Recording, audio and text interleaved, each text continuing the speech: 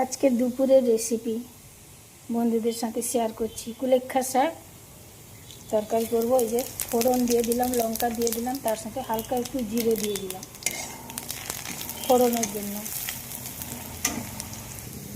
এবার আমি শাক তুলে দেবো। চিংড়ি মাছ দিলে ভালো হতো, কিন্তু চিংড়ি মাছ নেই, নিরামিষ রান্না করছি। কুলেখাড়া শাকের রসও খাওয়া হয় বের করে, চচ্চড়ি করলেও খুব ভালো হয়। স্বাদ মতন লবণ দিয়ে দিলাম।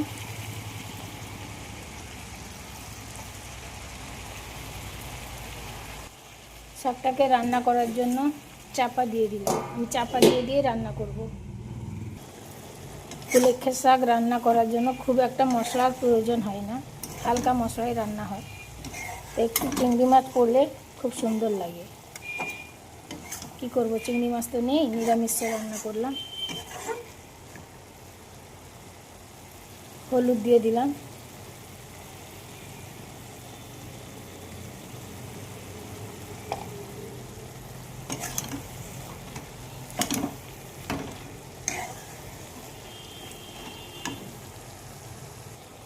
লঙ্কার গুঁড়ো আর দেবো না, শুকনো লঙ্কা কাটা দিয়েছি, জিরে দিয়েছি, ফোড়ন দিয়েছি, পেঁয়াজ দিয়েছি।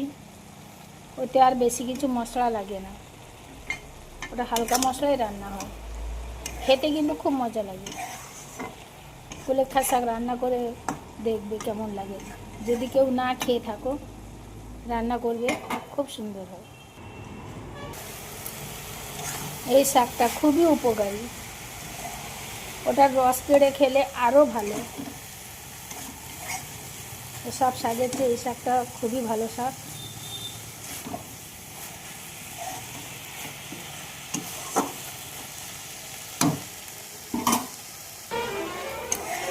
শাকটা আমার রান্না হয়ে গেছে, আমি এইভাবেই রাখবো, আর শুকনো করবো না। এই শাকটা এইভাবে থাকলেই ভালো লাগে খেতে।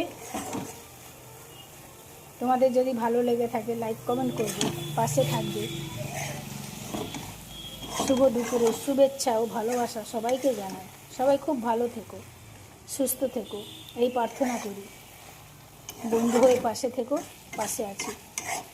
একে অপরের পাশে থেকে হাতে হাত ধরে এগিয়ে যাব, সফলতা পাবে। সবাই যদি একসাথে বন্ধু হয়ে পাশে থেকো, সবাই সবাইকে ভালোবাসা দিয়ে এগিয়ে যাও। আর আমি মারবো না, রস এইভাবে থাকবে।